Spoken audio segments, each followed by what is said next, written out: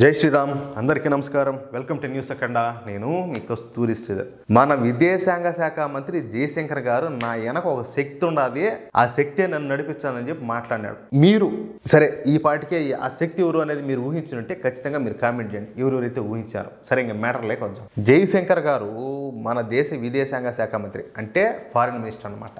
నిజానికి మన జయశంకర్ గారు మన దేశ విదేశాంగ శాఖ మంత్రిగా పదవీ బాధ్యతలు తీసుకోక ముందు వరకు మన దేశంలో ఒక భావన అయితే ఉంటా ఉన్నది, అంటే ఒక అభిప్రాయం. అదేంది అంటే భారతదేశ విదేశాంగ శాఖ మంత్రి అంటే ఒక రబ్బర్ స్టాంపు. అతని దగ్గరికి వచ్చే ఫైల్స్ పైన కేవలం సంతకాలు చేయడం, ఎప్పుడైనా ఇంట్రెస్ట్ ఉన్నప్పుడు సరదాగా అట్టా పోయి పక్క దేశాలకు పోయి టూర్లు వేసి రావడం వంటి చేస్తూ ఉంటాడని చెప్పి ఒక భావన అయితే ఉంటుంది. కానీ మన జయశంకర్ గారు విదేశాంగ శాఖ మంత్రిగా పదవి బాధ్యతలు తీసుకున్నప్పటి నుంచి ఆ పరిస్థితి పూర్తిగా మారిపోయింది.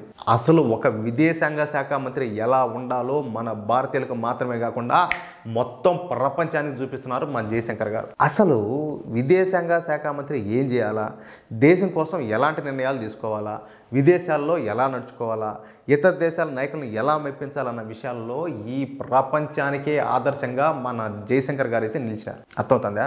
దీంతో మన జయశంకర్ గారి పేరు ప్రపంచ దేశాల్లో మారు మోగిపోతుంది. కానీ మన దరిద్రం ఏందో తెలిసిన, మన దేశంలో సగానికి సగం మందికి అసలు మనకు విదేశాంగ శాఖ అనేది ఒకటి ఉంటుందని కానీ అదంటే ఏందో అని కానీ ఏ మాత్రం కూడా తెలియదు. ఇంకొక మాట, ఈ జయశంకర్ గారు ఎవరన్న విషయాలు కూడా తెలియదు. అర్థమవుతుందా? మీడియా ఈ విషయాలను ఎలాగూ చెప్పదు, వీటిని టెలికాస్ట్ చేయదు, అర్థమయ్యే రీతిలో అసలు చెప్పరు. అందుకే ఇలాంటి విషయాలను ఎప్పటికప్పుడు తెలియజేయడానికే ఒక జాతీయవాదిగా, ఈ దేశభక్తుడుగా, ఈ భరతమాత బిడ్డగా ఈ పుణ్యభూమిలో పుట్టిన దానికి ఇటువంటి న్యూస్ అన్నింటినీ కూడా మీకు చేరవేయాలన్న సంకల్పంతో నేను ఈ యూట్యూబ్ ఛానల్ అయితే స్టార్ట్ చేసిన. అది మ్యాటర్. సరే ఇంకా అసలు పాయింట్కి వద్దాం. ఢిల్లీలో నిన్న ఒక సెమినార్ అయితే ఒకటి జరిగింది. ఈ సెమినార్లో ముఖ్య అతిథిగా మన జయశంకర్ గారు పాల్గొన్నారు. ఇక ఈ సెమినార్లో చాలా మంది బాగా చదువుకున్న యువకులు కూడా పాల్గొన్నారు. ఇక ఈ సెమినార్ సందర్భంగా ఆ యువకులు మన జయశంకర్ గారిని కొన్ని క్వశ్చన్లు వేశారు. అదేంటి అంటే, మీరు అనేక దేశాల్లో పర్యటించినారు, అనేక సమావేశాల్లో పాల్గొన్నారు, అనేక చర్చల్లో ముఖ్య అతిథిగా ప్రముఖ పాత్ర అయితే పోషించినారు. కానీ ఎక్కడ ఏ సమావేశంలో కూడా మీరు ఏ మాత్రం తణుకోకుండా సమాధానాలు అయితే టకా టకా టకామని చెప్తున్నారు. మన భారతదేశానికి ఏం కావాలా, ఏం ప్రయోజనాల కోసం మనం ఈ పనులు చేస్తున్నాం అనే విషయాలపైన విదేశాల్లో కూడా అనర్గళంగా మాట్లాడుతున్నారు. దీనికి కారణం ఏంటని చెప్పేసి ఈ యువకులు అడిగారనమాట మన జయశంకర్ గారిని. ఇందుకు సమాధానంగా జయశంకర్ గారు మాట్లాడుతా, అవును, నేను అనేక మీడియా సమావేశాల్లో పాల్గొన్నా, ఇతర దేశాల అధినేతలతో చర్చలు జరిపినా, అనేక కీలకమైనటువంటి సమావేశాలు కూడా నేను పాల్పంచుకున్నా. నేను పాల్గొన్న అన్ని సమావేశాలు కూడా దాదాపుగా విజయవంతమైనవి, అంటే అన్ని సక్సెస్సే. అందుకు కారణం నేను కాదు, నా వెనక ఒక శక్తి ఒకటి ఉన్నది. ఆ శక్తి పేరే నరేంద్ర మోడీ. అవును, మీరు వింటాంది నిజమే. నా వెనుక నరేంద్ర మోడీ గారు ఉన్నారు కాబట్టి నేను ఈరోజు ఇలా మీ ముందైతే ఉండా, అన్ని విషయాల్లో విజయం సాధించగలుగుతున్నా. ఒక విదేశాంగ శాఖ అధికారినైనా నన్ను గుర్తించి నరేంద్ర మోడీ గారు నాకు విదేశాంగ శాఖను అప్పగించారు. ఆయన ధ్యేయం ఒకటే, ఎవరిది? నరేంద్ర మోడీ గారి. భారత్ను మొదటి స్థానంలో నిలపాలని, భారతదేశాన్ని విశ్వగురుగా చేయాలనేదే ఆయన తపన.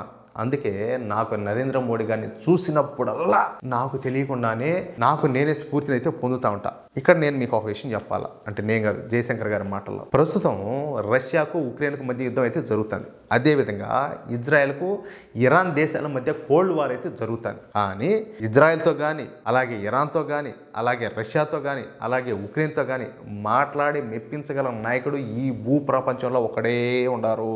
ఆయనే మన నరేంద్ర మోడీ గారు. ప్రధాని నరేంద్ర మోడీ గారు నాకు ఫ్రీ హ్యాండ్ ఇచ్చారు.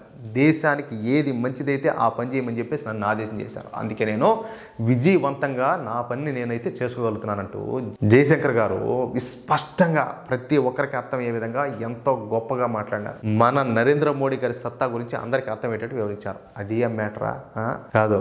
మహానుభావులు, మహాపురుషులు ఈ పుణ్యభూమిలో పుట్టినందుకు, ఆ జనరేషన్లో మనం ఉన్నందుకు నిజంగా మనం అయితే గర్వించాలి. ఏమంటారు? నాకైతే ఆ గర్వం, ఆ సంతోషం అయితే నాకున్నాయి. మీకు ఉన్నాయో లేదో అది మీకే తెలియాలి. మిత్రులారా, ఈ న్యూస్ కనుక మీకు నచ్చినట్లయితే ఈ న్యూస్ నలుగురికి షేర్ చేయండి. అదేవిధంగా తప్పనిసరిగా ప్రతి ఒక్కరు కూడా మీ యొక్క అమూల్యమైన అభిప్రాయాలు ఖచ్చితంగా కామెంట్ చేయండి. ఓకేనా? ఇంతవరకు మన ఛానల్ మీరు సబ్స్క్రైబ్ చేసుకోకపోతే దయచేసి ప్రతి ఒక్కరు కూడా మన ఛానల్ సబ్స్క్రైబ్ చేసుకోండి, సపోర్ట్ చేయండి ప్లీజ్. జై శ్రీరామ్.